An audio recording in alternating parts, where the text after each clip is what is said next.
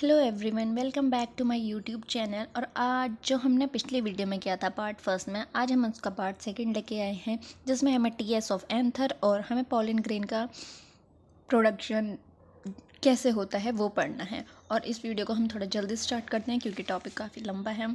तो सबसे पहले टीएस ऑफ एंथर, ये हमने पढ़ा ही था कि जो एंथर होते हैं वो बायलोब्ड होते हैं और फोर्थ थीका प्रेजेंट होता है, मतलब हर लोब डाइथीकस होता है, ठीक है। और उसमें माइक्रोस्पोरेंजिया प्रेजेंट रहता है, जिससे पॉलन सैक भी कहते हैं, जिसमें पॉलन ग्रेन्स बनते हैं, स्टोर होते हैं, ठीक है। टीएस ऑफ एंथर, ये ऐसा लोब होता है और ये पर थीका है, 4 थीका, 1 2 3 4, और ये एक लोब, ठीक है। बाय लोब 4 थीका, ठीक है।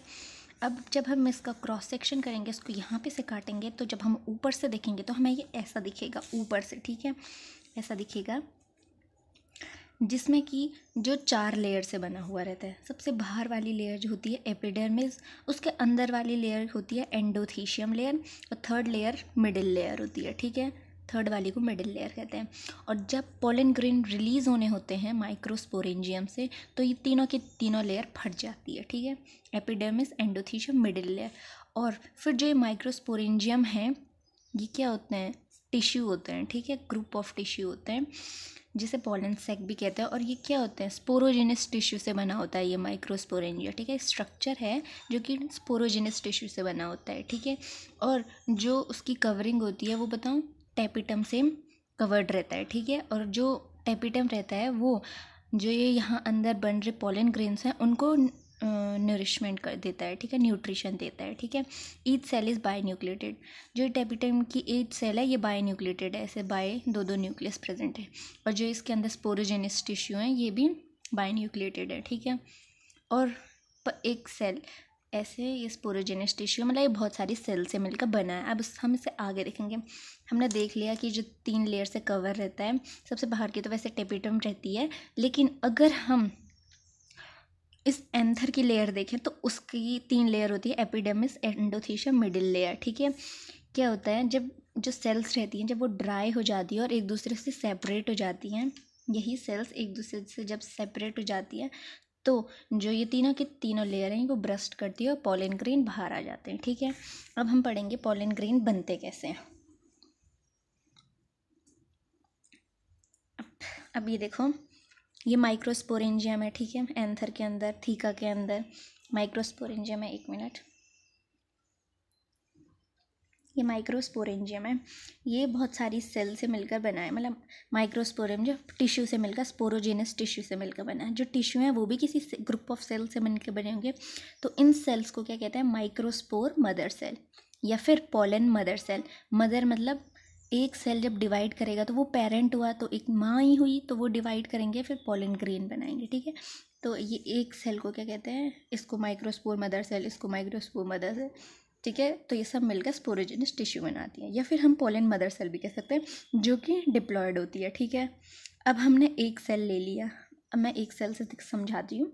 ये पॉलन मदर सेल है, इसने मियोसिस की।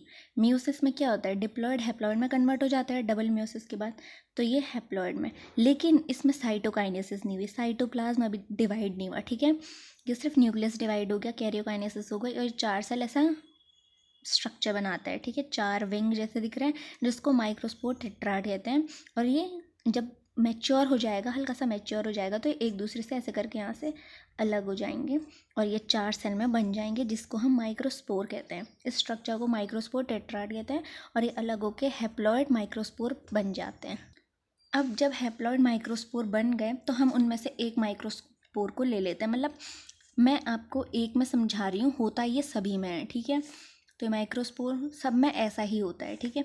तो ये एक सेल है, अब उसमें माइटोसिस होगी। माइटोसिस में क्या होता है, एक सेल 2 सेल में डिवाइड हो जाती है, तो ये एक सेल है, लेकिन ये थोड़ा अलग टाइप का माइटोसिस होता है। इसमें जो दूसरी सेल रहती है वो साइटोप्लाज्म में डिवाइड नहीं करती है, उसमें सेल वॉल तो बन जाती है, लेकिन वो जो बड़ी वाली सेल है वो उसी के अंदर, उसी के साइटोप्लाज्म में तैर रही रहती है अलग से, उसका एक अलग से स्ट्रक्चर है, वो उसी साइटोप्लाज्म में, बड़ी सेल के साइटोप्लाज्म में तैरती होती है।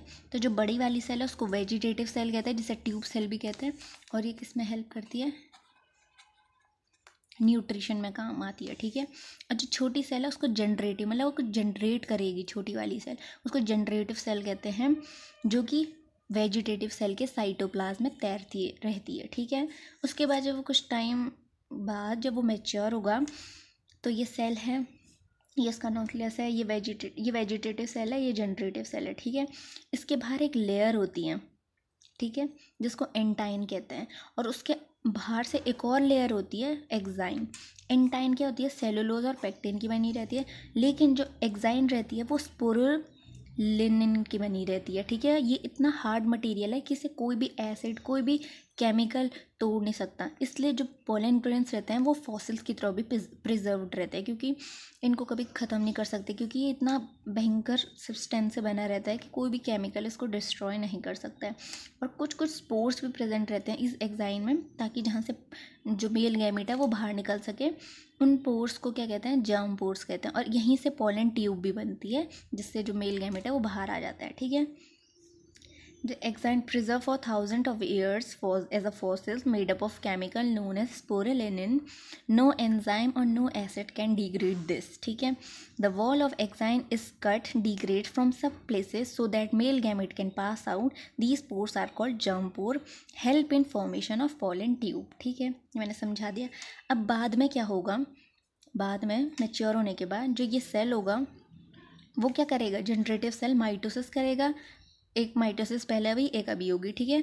इस माइटोसिस में दो अलग अलग वो बनेंगे, सेल में डिवाइड होंगे, जो कि ये क्या होंगे, मेल गैमेट्स होंगे, ठीक है। अब है 60% of angiosperm release their pollen in the stage of 2 cell stage. इसको हम 2 सेल स्टेज कहते हैं, ठीक है। ये 2 सेल मतलब 2 सेल बन रही है अभी, ठीक है।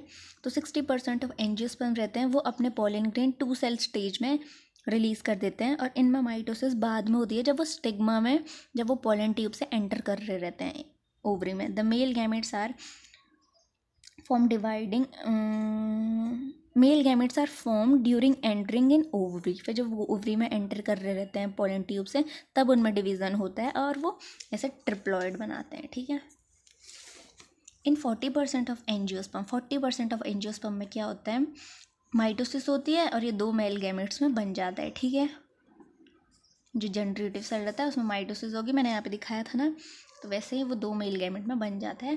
और वेजिटेटिव सेल उनको न्यूट्रिशन प्रोवाइड करता है, और इसको 3 सेल स्टेज कहते हैं, जो कि 40% एंजियोस्पर्म में दिखती है। अब स्पोरोफाइटिक बॉडी, जिसमें जो ये एंथर प्रेजेंट होगा, जो फ्लावर प्रेजेंट होगा, वो बॉडी क्या होती है, प्लांट बॉडी क्या होती है, स्पोरोफाइटिक होती है, जो कि स्पोर्स बनाती है। मियोसिस करके वो स्पोर बनाए उन्होंने, ठीक है। मेगा स्पोर, माइक्रोस्पोर पढ़ा, फिर उन्होंने माइटोसिस की और गैमेटोफाइट बनाया। गैमेटोफाइट क्या हुआ, इसमें पोलन ग्रेन हुआ, जो कि गैमेट्स बनाएगा। तो पोलन ग्रेन ही तो गैमेट्स बनाता है। इस स्ट्रक्चर को हम पोलन ग्रेन कहते हैं, जब तक ये डिवाइड नहीं हुआ, ठीक है, इसको हम पोलन ग्रेन कहते हैं। माइटोसिस करके उसने गैमेट बनाई, मेल गैमेट, जो कि ये दिख रहे हैं।